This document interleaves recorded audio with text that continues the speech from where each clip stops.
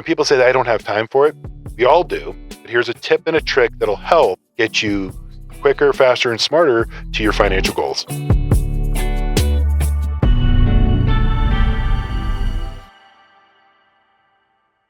Hello and welcome. This is the first edition of the Society of the Few podcast. My name is Robert Schein. I'm your host and also the founder of the Society of the Few. The Few stands for Financially Empowered Women. So for me, it's very personal.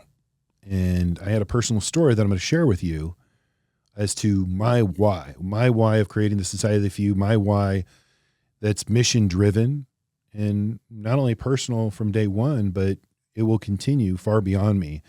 And that's my hope. My hope is to build a community of support for education, empowerment, transparency, and more importantly, a network of advice that could provide that encouragement and that education that's so lacking on Wall Street today. Again, I grew up in the industry since 15 years old. I've been registered for over 25 years. And I see Wall Street from day one, but it's very male driven. Now, I'm a father, husband, and uncle. And I have my wife and we have 4 beautiful children, 3 girls and a boy. I'm an uncle. I have 7 nieces. So in my world, not only my son and I, but we're minorities in a sorority. And females and women and strong women and encouraging women and empowering women is who we are, who I am. And I love that. And I learned that from my mom. My mom was a very strong woman. She still is today. A very intelligent woman, still is today. And let me tell you a little bit about my story, my personal story, my why, if you will. Grew up in Phoenix, Arizona, from a very traditional family. My dad came over from what is Croatia today, but in 1953, my grandparents came over through Ellis Island, and my dad was basically, starting over with his brother and his parents, my grandparents, with 4 suitcases and a opportunity to see what the American dream is all about. And they had the opportunity to live that. And my dad said, we sacrificed everything, left everything behind when we came to America for 2 things, Robert, for education and opportunity. Now, we're going to give you the means for the education. They worked, both my mom and my dad worked both to put us, my brother and I, through high school and college. And he said, but it's your job to take advantage of what we're giving you, the education, and take advantage of what this opportunity really is. We're going to make the sacrifices for you, but this is for you and your brother to either take flight and thrive, which we both have because we've been blessed with supportive parents, but very traditional parents. So we're blessed and grateful for that. So thanks, Mom and Dad. But my story really then continues with my dad coming over from the old country, very traditional. And their kitchen table growing up, he was always in charge of the finances.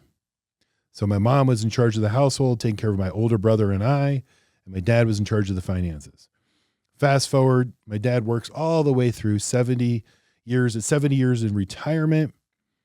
He retires, and 4 months into retirement, he actually had thoughts of spending time with his grandkids, my children on my side, and, spending all those years of retirement after hard working and looking forward to the retirement, the American dream that he so sought after, spending time with Mom, if you will, and just traveling the world. 4 months into retirement, life has a different plan. He was diagnosed with stage 4 cancer at that time. And at that moment, life changed for everybody in the family, right? Cancer just doesn't hit one person, it hits everybody. And so my mom had to go from that moment in time. And I think a lot about my mom at that moment in time. Obviously my dad, but my mom. So in Phoenix, I go to Mayo Clinic, and Mayo Clinic brings a team in, and, he had stage 4 cancer. So they're just flooding the zone with all these experts and this surgeon and that oncologist. And so I could only imagine what it was like. And I put myself in the shoes as best as possible for both my brother and I to support my mom at that time. But let's be realistic. My mom is now in a world of learning about a language, medical, being a caretaker, being the heart and the soul for everybody, not sleeping, not eating, and making certain my dad makes every doctor's appointment and does everything he needs to do to, follow the doctor's orders. several surgeries, a couple years go by, and my dad eventually passed.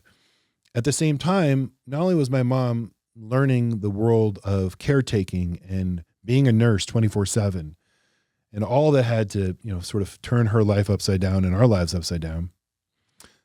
My brother and I, who were both financial advisors, also looked at my mom and then jumped in to support her from an education standpoint. Now, we handled the finances, so she already had us in her corner. And we could also immediately build out her network of advice, bringing together the estate planning team, helping her with taxes. But not everyone has that. And more importantly, you don't realize you need it until it's thrust upon you. And unfortunately, it's always the worst time because really it's not fun and sexy, especially if you never did it or never had interest in it or had a traditional family and a traditional relationship and you weren't like sharing the expenses or sharing the, workload. So now my mom has to then go from not only learning a crash course on what the Mayo Clinic is throwing at her, but also what my brother and I are helping her with, financially speaking. She's successful now. She's extremely intelligent. She always has been. She's in control. She has clarity on her finances. She has a team around her that supports her. But that's on the other side. But to get to point A to point B, I realized that if my mom and my own family could go through this, how many more people are like this out there, right? How many more women are like this? Traditional kitchen table economics of like who splits what. Nobody's fault in the way the old country was, but it's the reality out there. There's 76 million baby boomers out there. And in my wealth management practice, I encounter this just about a daily occurrence. Today, we have a thriving investment management firm, manage over $500 million of clients' assets in Palm Desert, California. But it didn't start off like that. Originally, I had a very difficult time personally in school. I went through school, grade school, high school, undiagnosed with dyslexia. And so I have a processing disorder. And in high school, it was a challenge. In grade school, and never had the tests, never spent the money to go to a specialist. Side note, one of my daughters has been blessed with that same gene, and it's a gift I keep on giving. So we had her tested, and it changed her life. But I had to sort of grind through it because back, a few decades ago, it wasn't common and it wasn't spoken about. And so how I sort of got through this, again, my mom is a strong, intelligent, bright, brilliant woman, very determined to make certain that her sons were going to be successful. So my mom, recognizing that reading for me was very difficult, we jumped in the car in Phoenix, Arizona, and we went to every cassette tape provider that you could find. We went to every library. And so if it was a book I had to read in high school or in grade school, we drove halfway across Phoenix, Arizona to Scottsdale, to Mesa, to wherever to gather up a cassette tape. And let me tell you, I grew up in Phoenix, Arizona. And when you have summer reading and you have a cassette tape, you're not worried about the cassette tape, reading. Your biggest fear back in the 80s and 90s was leaving your cassette tape in the car in 120 degrees. Because if you melted that damn thing, you had to pay over $125. Unlike Audible today, where you could just download it for $12 and you're rolling. That's not how I grew up. So the stress and the anxiety wasn't, I'm having a processing disorder. I can't, read as well as it wasn't that. It's like, Robert, did you leave the cassette tapes in the car? And we're talking, we just went into the grocery store for 20 minutes. So there's different challenges. And what, I just kind of make fun of that, but share that with you just to be real and authentic. I got through that with my commitment to my mom, making certain that she'll be damned if I wasn't successful. And she made good on her bet. And I also was like, I didn't see myself as any different. I didn't see myself as, I just thought this is how I learn. Everyone learns differently. And I just adapted. And so I was able to really drive out sort of other aspects of my life that really helped me on the finance side. I'm really good with numbers now. Reading, not so much, but numbers very much so. So I kind of navigated my way into the financial services just because numbers were really looking easier to me because of my sort of processing disorder, if you will. So that's sort of my path there and my way forward. But I did have a lot of sort of support, again, from my mom of saying, hey, listen, this is how we're going to learn.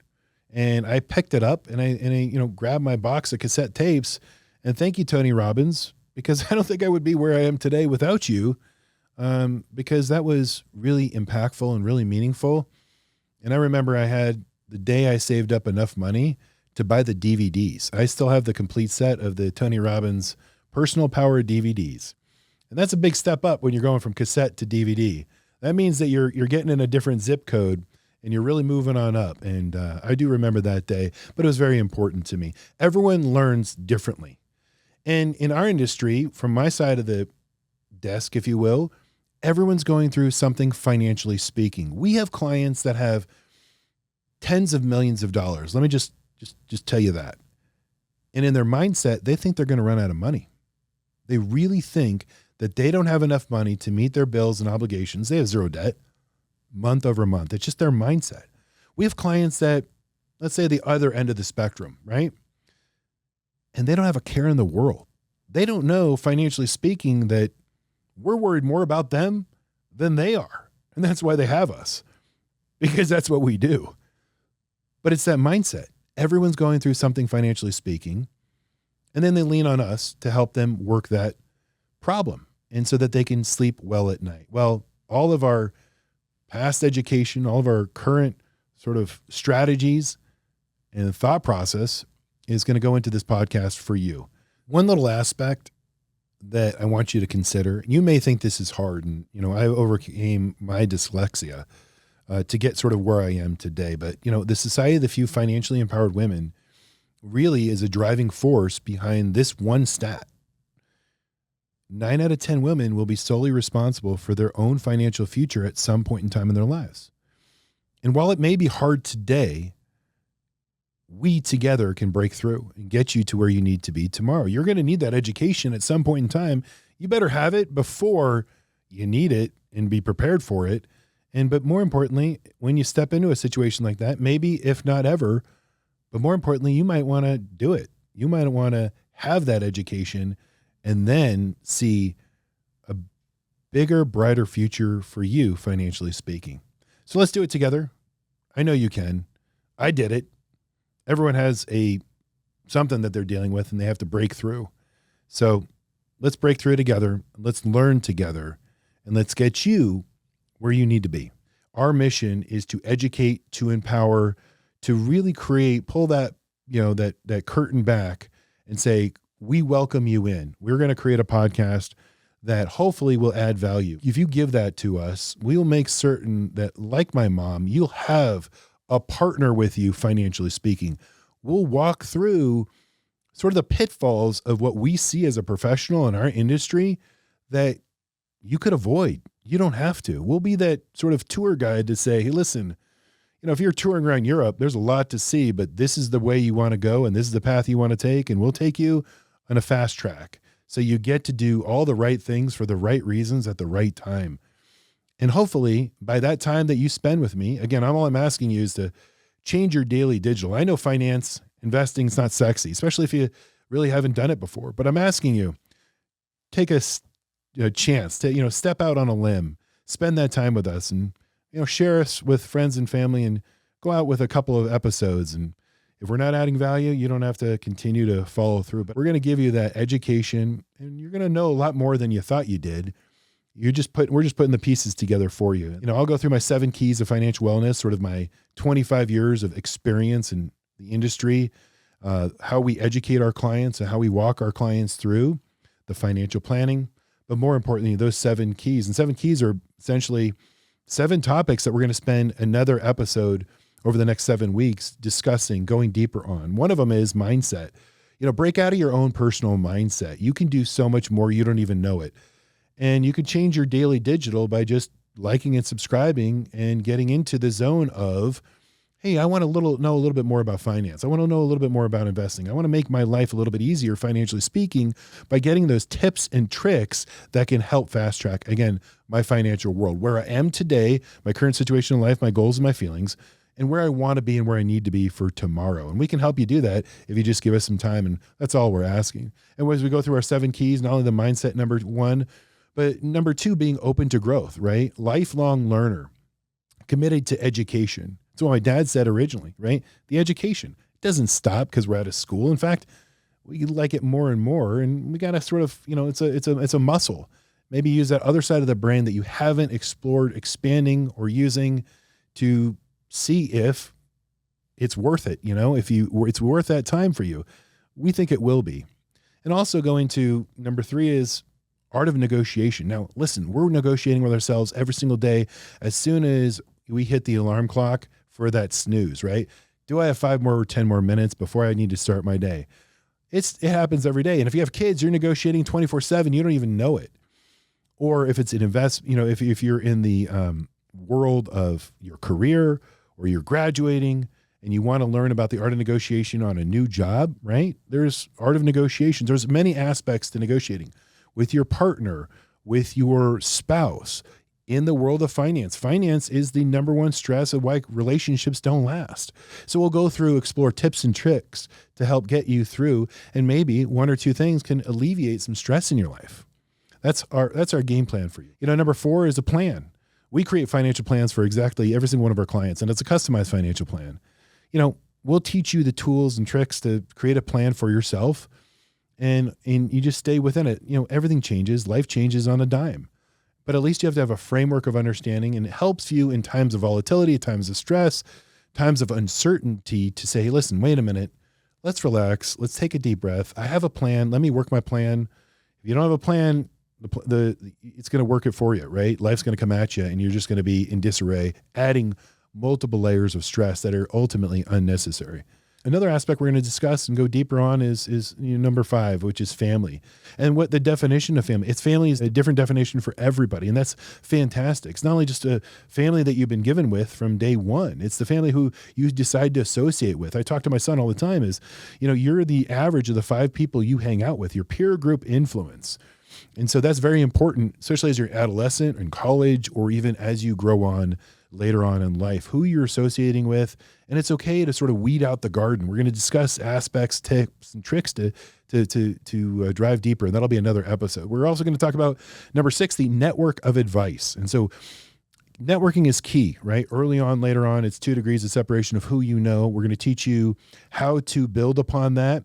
Networking skills are important. But going back to my mom, right? We had to build her a network of her team, financially speaking. So it's, how to build out your CPA and your tax planning strategy team, your investment management team, your estate planning team, and making certain that they all work well together. As I say, play well together in the sandbox and communicate.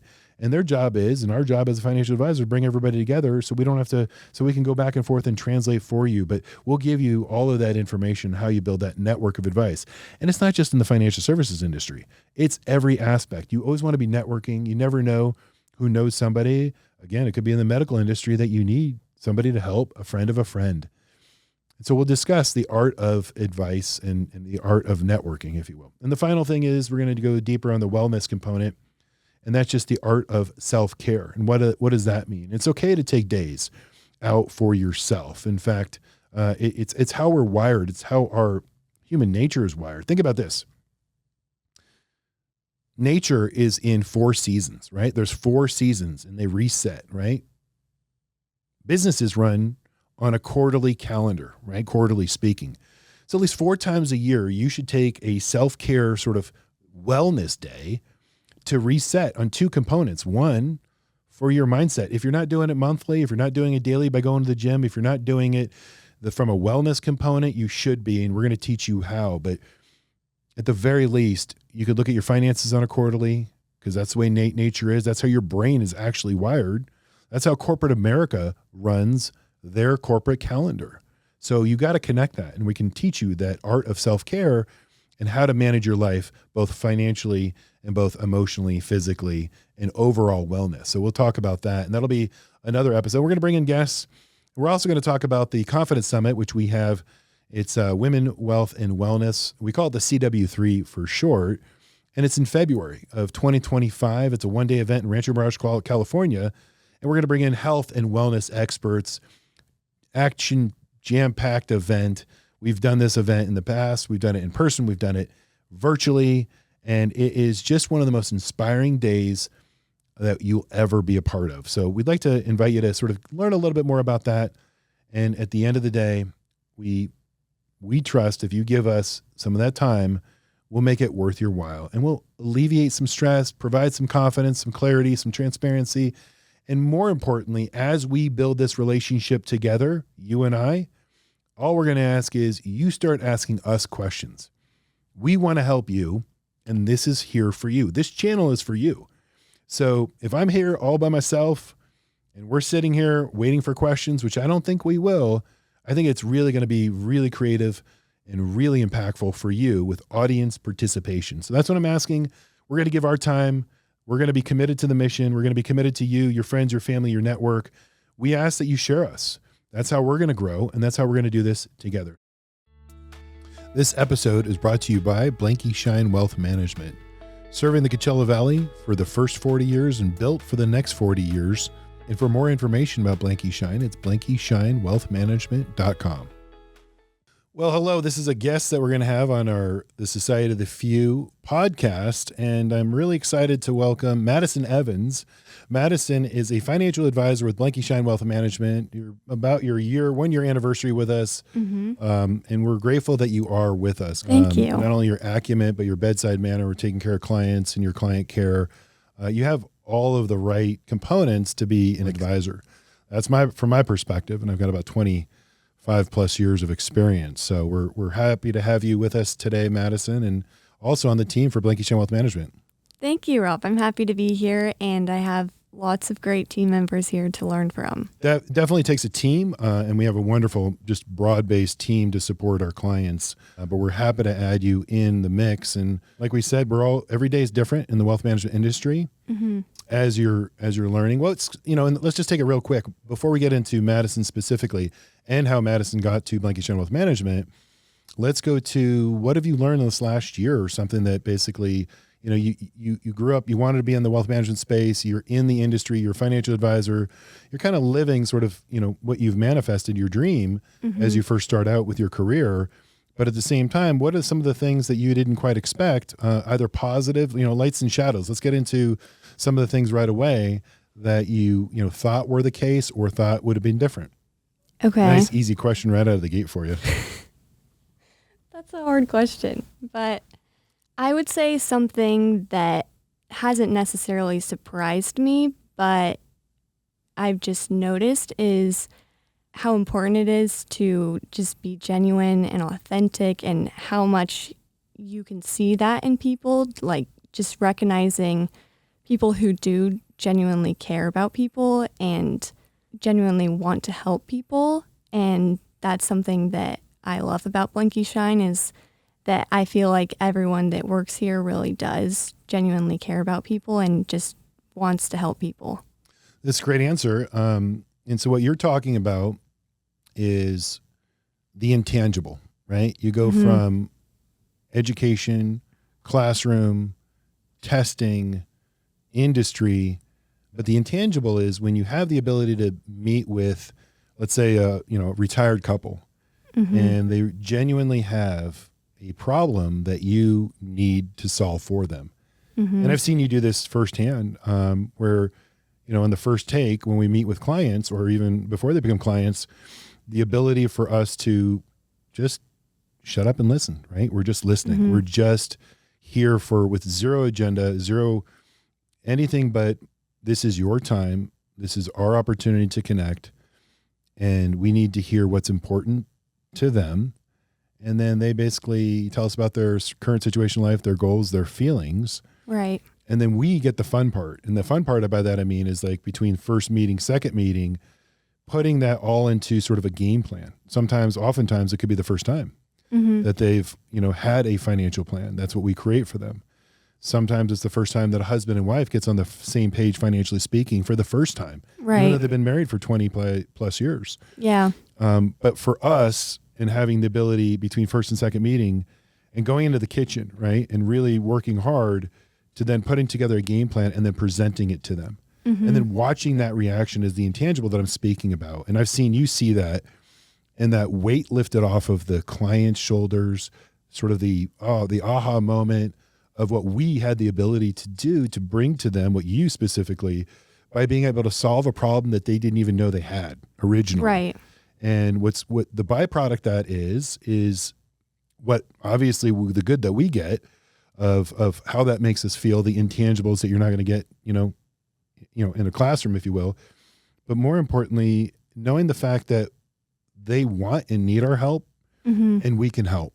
And at the end of the day, that they know that they're in good hands. Our job is to make certain that they're sleeping well at night, right? You hire us so you don't have to worry.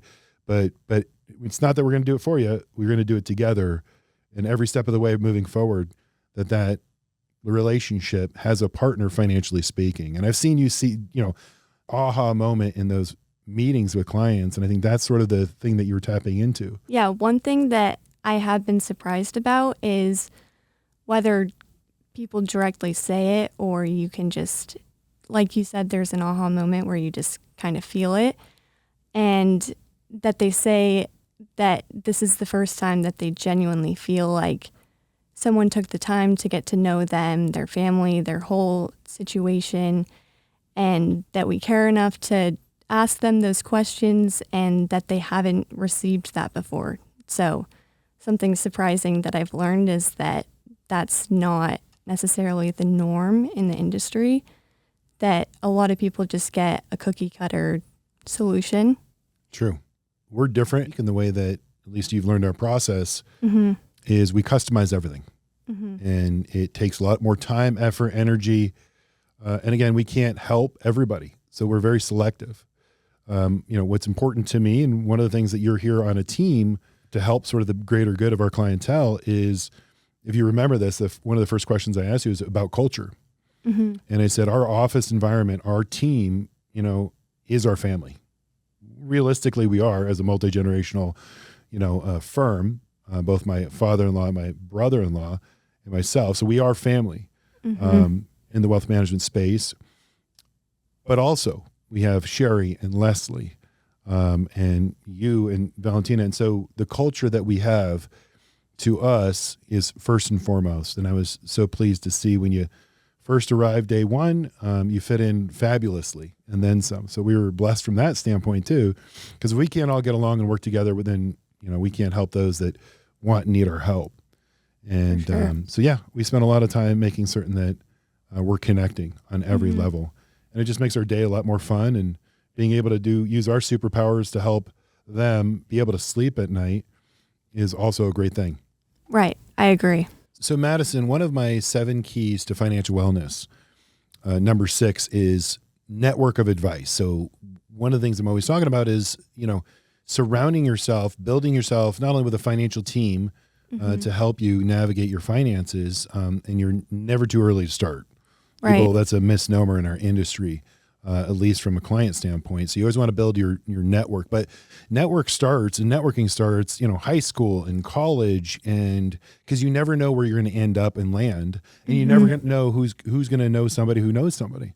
So how did you find Blanke Schein Wealth Management? How are we connected in the first place? So I have a family friend and her husband have a high tower firm themselves. And she was kind of my mentor. Well, her and her husband were both kind of my mentors going through applying to jobs and looking for different places to apply. And I went over to their house one night for dinner to just talk about it with them. They invited me over.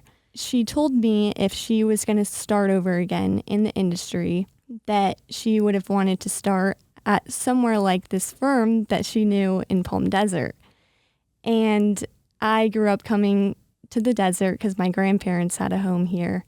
It definitely wasn't where I pictured myself moving to after college, but I trusted her. Yeah, we were connected. And I will tell you that this couple, were partners within Hightower, great friends of mine, but they have a practice back east. And, she calls me up and says, Rob, I've got this really special person that I'd like for you, whether you're hiring or not, at least to take the phone call. So I said, for you, absolutely. And I was thrilled just even to connect and have her even think of me, to connect you and I so that I could provide even in my mind, when I got on that call, it was about, I'll take the call because of a friend.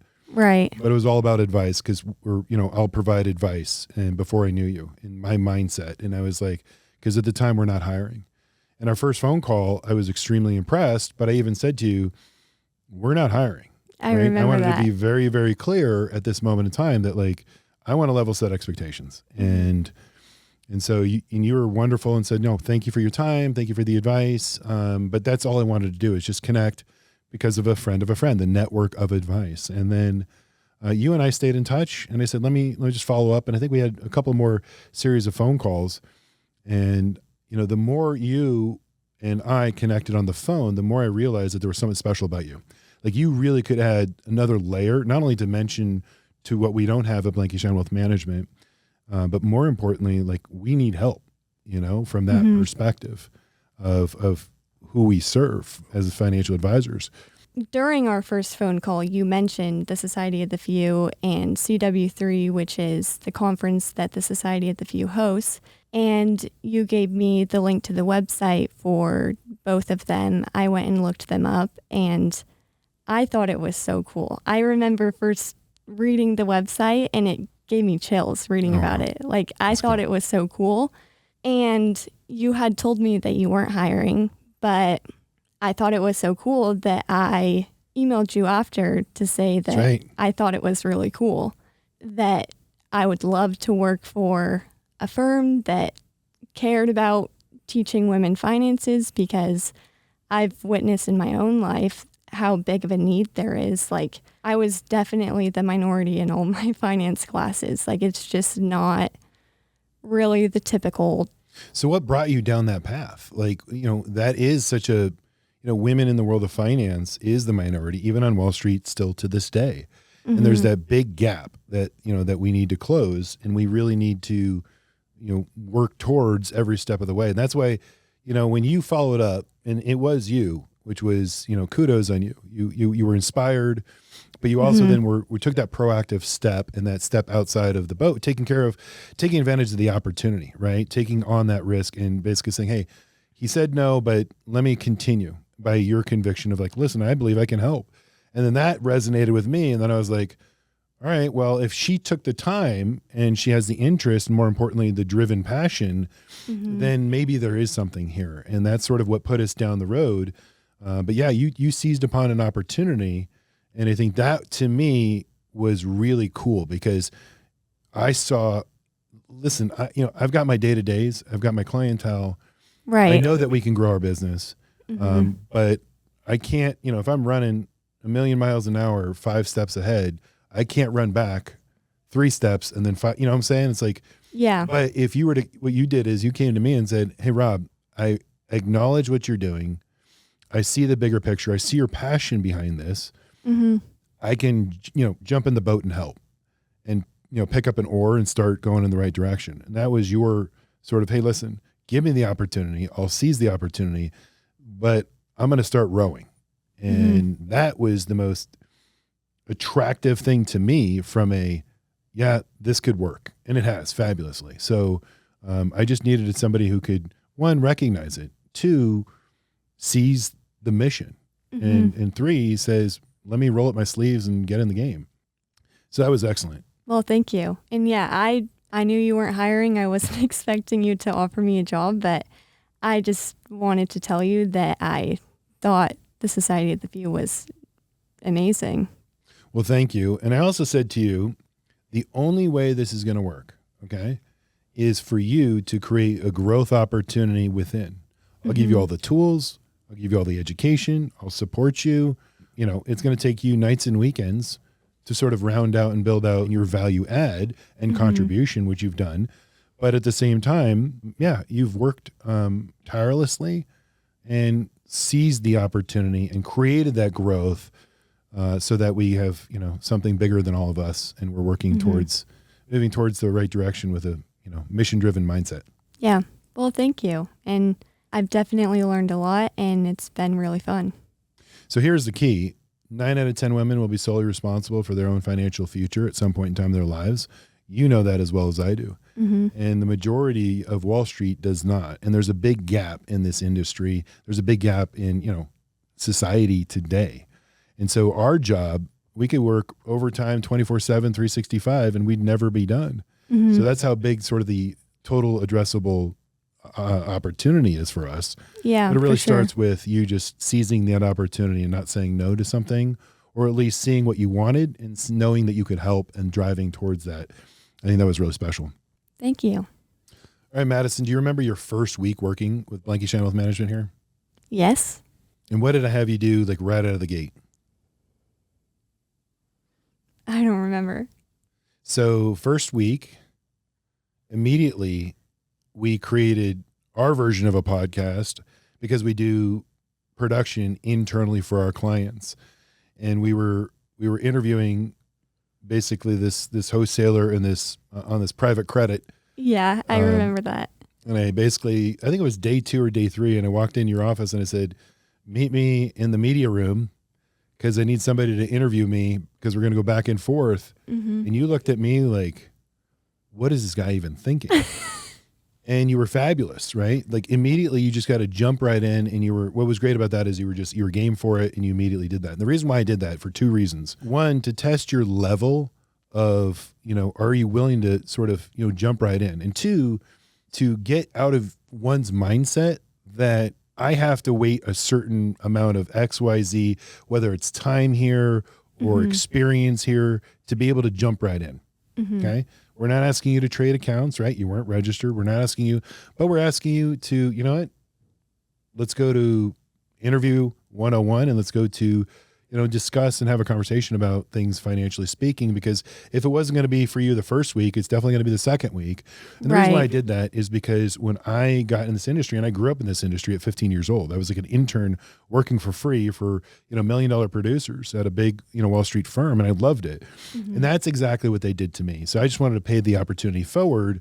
And that's why we also have, right now we have a bunch of summer interns and we kind of do the same thing to them, which is, all right, let's just jump right in. Because that's how you find out if this is for you or not. There's so many aspects and components and facets to the wealth management industry. It's not just managing money. If you like managing money, you can go down that vertical. It's not just client interaction or just financial planning. If you like that, you can go down that further. I mean, it's client servicing. Like the aspect is tremendous. And that's what you have to do is like be open to everything and then find out what you really like. Mm-hmm.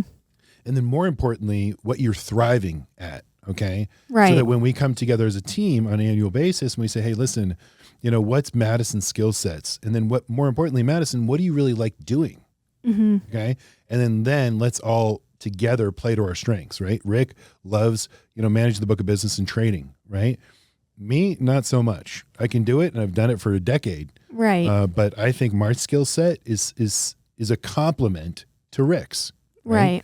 And then vice versa. So, but you have to be exposed to everything. You have to be willing to say yes to everything. Yeah, I agree. Especially when you're new right out of the gate and say, okay, I like this. And then all of us collectively together, get a feeling of what our strengths are. Mm-hmm. And then we could put that together from a team standpoint. Yeah. I think it's so important to just say yes to things, even if you're nervous or scared. Like, I was surprised that you wanted me to be in that interview. I remember that, and I was nervous.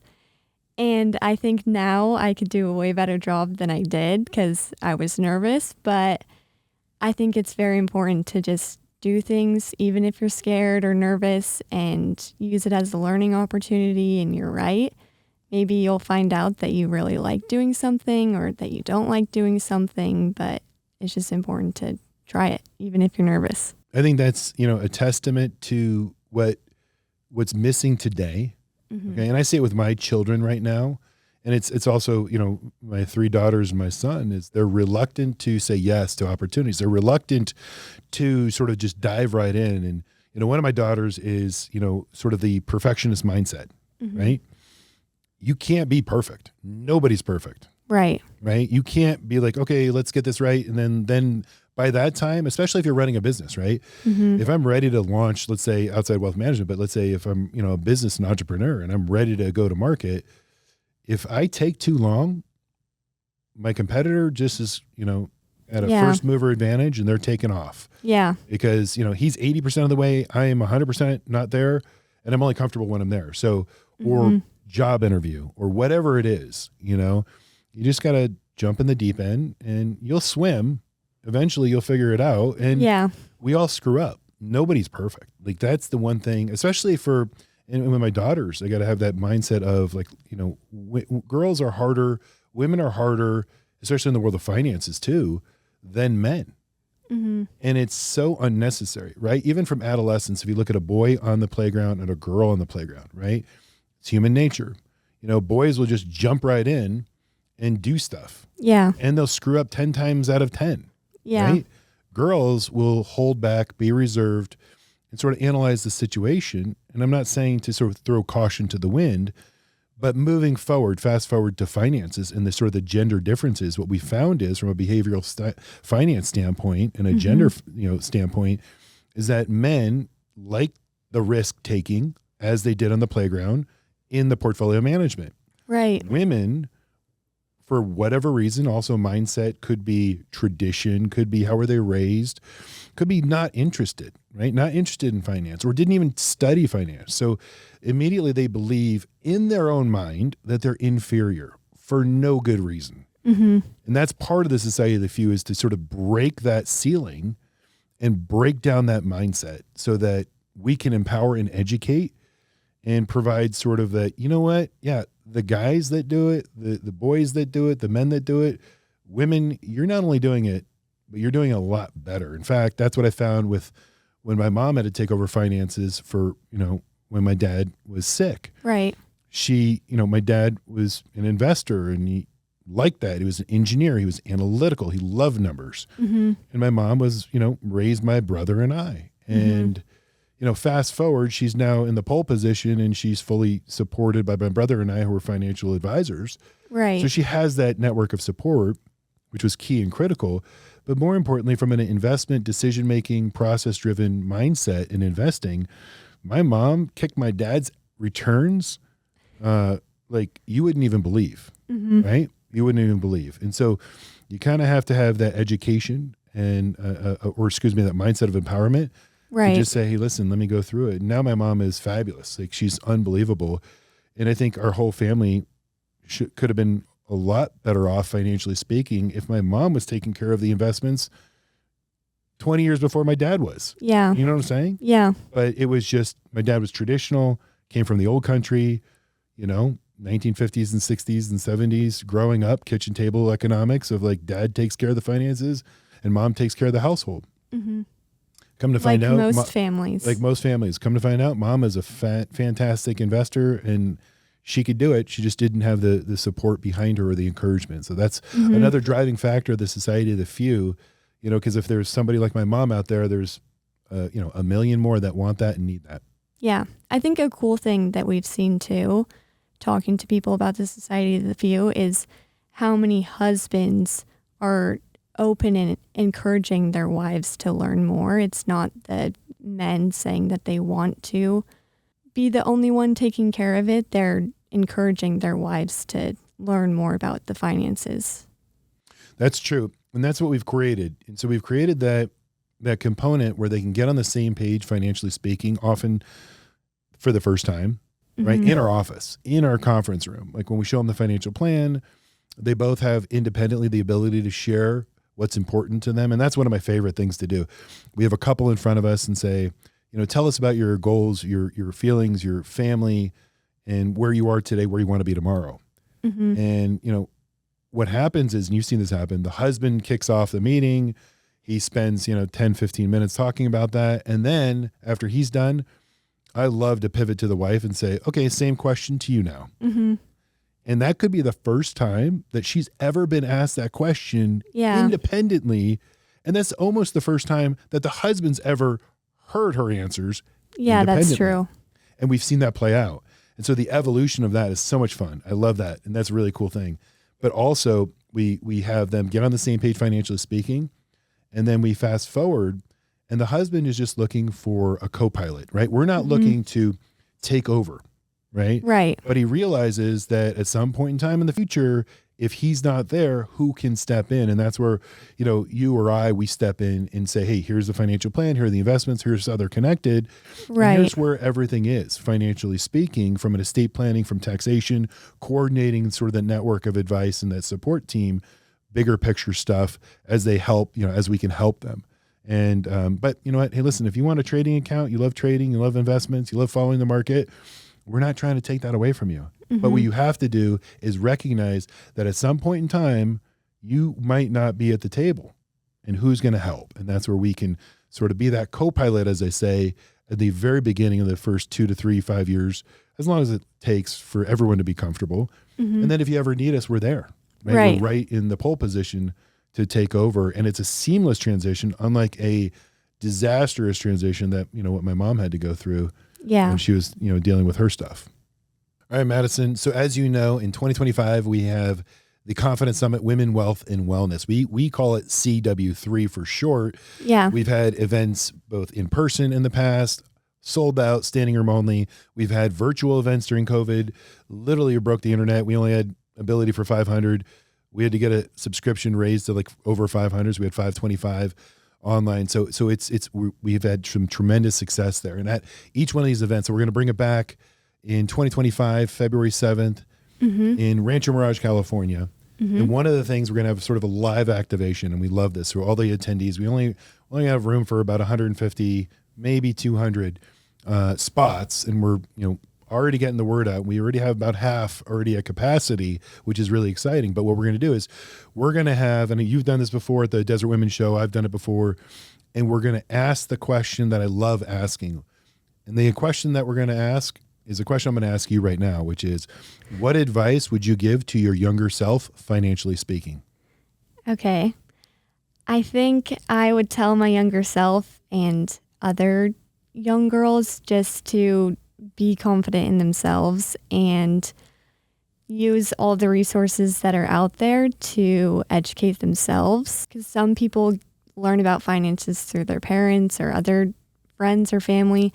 Some people don't, but there's a world of resources out there to learn about it. And so just to have the confidence to empower yourself with that education and just learning about it and using resources. I couldn't agree more. That's excellent advice. Let me run down the 7 keys to financial wellness, not only for you again, but for our audience. And essentially is number 1 is the mindset. Okay. There's several dimensions and layers, and I'm not going to go into that. We'll have another episode about that. But like what you just said is that confidence, right? And number 2 is the education.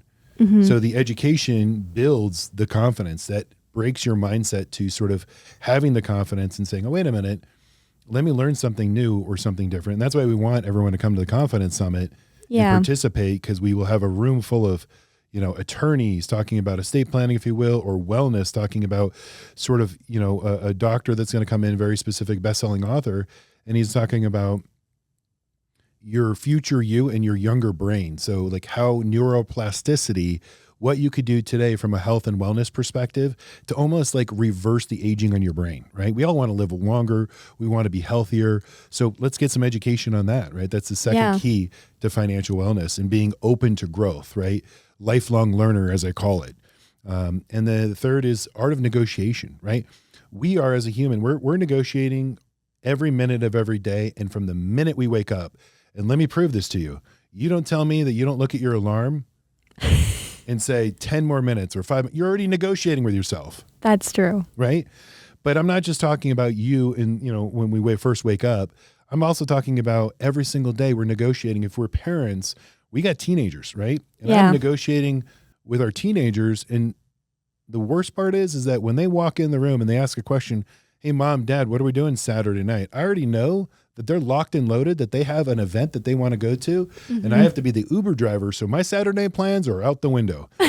So as soon as my teenager walks in the room, I have to know what I'm walking into, and that's the art of negotiation, right? We have got kids. We have to negotiate all the aspects, not only from a career standpoint, negotiating, but in life, in business. And so we help build out and round out, again, from the Confidence Summit, the negotiating component. We've got some great contributors as it relates to that. We also about the art of planning, right? If you plan on planning, like most people don't plan. No. And it's something that you have to work on, especially in the financial world, right? Financial plan, connect that with your investments so that they're connected, because, oh, by the way, there will be market volatility. And oh, by the way, the plan doesn't always go to the way you want it to go. But if you have a framework of understanding, sort of a guide path and a glide path that helps you sort of, at least when things are out of control or they seemingly feel that way, whether it's volatility in the market or even in your life or in a business, you at least then can center in and zone in and say, wait a minute, let's just take a deep breath, reset my mindset, open to growth. I know I can like get through this by maybe getting a little bit more education and moving forward. Number 5 is family. And it's not just the family that you grew with, right? You grew up with. It's also who you're surrounding yourself with and who you call family, who's important to you, who's in your life. But it's also important to weed out those that aren't healthy, right? There's negative forces and there's negative energy that we learn later on in life. I wish I learned this early on, that you got to be friends with everybody. You got to be friends, in your grade school, to your college, to your, move on. And then you realize, no, you really don't. Yeah. And it's nothing against that other person. You just have to understand what your plan is, what your goals are, what's important to you, your family, and where you want to be, and sort of who's part of that, but who's going to also hold you back from that, right? Right. And it could be an immediate family member. It could be a friend of, long term. So, so what you define as family is important to you, but also who is that family to you. And then it also dovetails into number 6, which is your network of advice. So again, I always say to my son or my daughters in high school, you're the average of the 5 people you hang out with, who you associate with. And that's early on. We learn that in adolescence, right? Yeah. You basically lie down with dogs, you're going to get fleas, right? Or if you're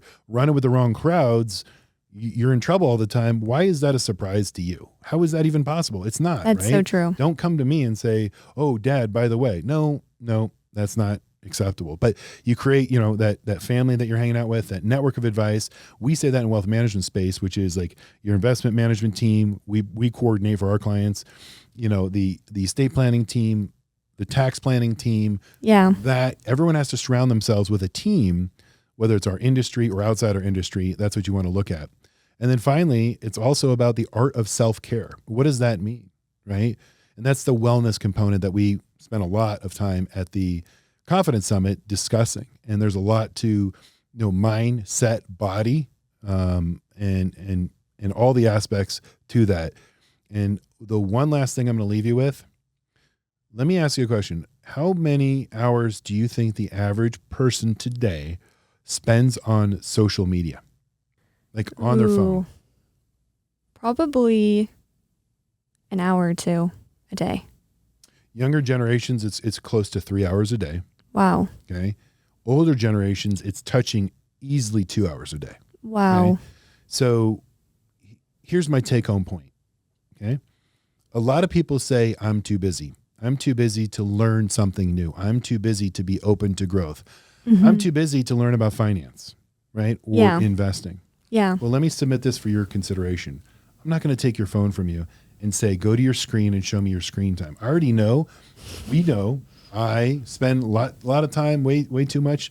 You probably all of us spend collectively way too much time, right? But what I would submit for consideration is outthink the logarithm, right? The analytics. So what I say is change the daily digital to be open to growth on investments, on financial management, on an aspect that is out of your comfort zone. Okay. So if you go into, smart investing habits or financial plan or whatever you want to type in, okay, and start clicking on a couple of those, whatever platform you like, right? Follow, like, subscribe, whatever you do. What you're going to do is use machine learning, the AI that's already built in, right? On the back end.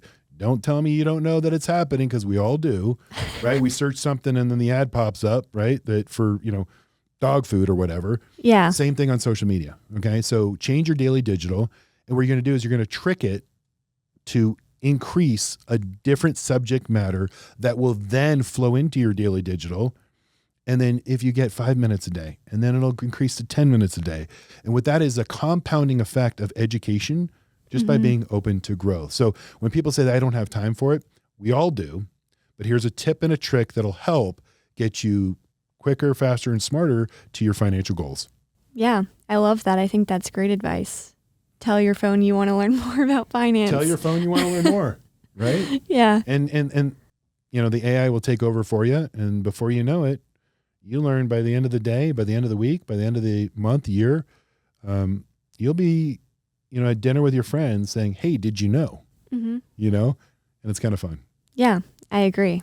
Madison, thank you again for joining us today. This has been a great conversation. Thanks for being in a great sport. I know that you didn't know the questions I was going to ask, but you're always ready for them anyway. It doesn't really matter. So we're going to do this again next time, but thanks for being our guest today. Of course, Rob. Thanks for having me, and it was fun. So that's it. That's our conclusion of our first episode. And thank you for joining us today. Again, we're going to go through our series of the 7 keys to financial wellness. And each key, we're going to drive deeper into our education, our experience, and our tips and tricks to help you, feel better about where you are. And you're going to learn something. And at the end of the day, we want you to like, subscribe, share with friends and family. We're asking for your personal feedback. So in the social, give us the topics you want us to cover, the questions that are on your mind. You have me and my team as access for us to help you, and that's all we're here for. So we thank you for watching. We're looking forward to inviting you on this journey with us together, and we know you're going to be more confident. You're going to have that weight off your shoulders and a lot more, financially speaking, just ready to take on the world if you spend that time with us. So we're looking forward to seeing you in the future, and thanks for listening today. This podcast is brought to you by David Field Producer. It is produced and directed by David Field and Kristen George. And it's mix, edit, and socials by Kristen George.